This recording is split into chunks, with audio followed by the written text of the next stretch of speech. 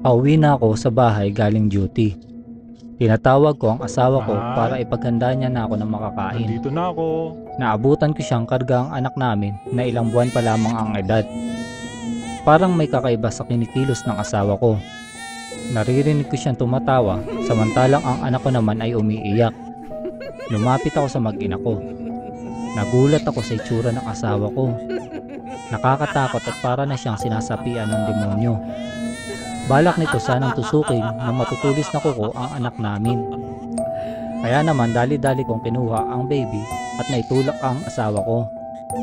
Tinutukan ko ng baril ang asawa ko nung papalapit ito.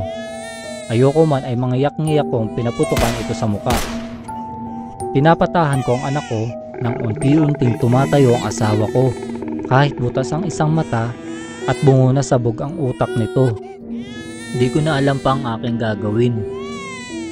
Sa akin na ang buhay niyong dalawa.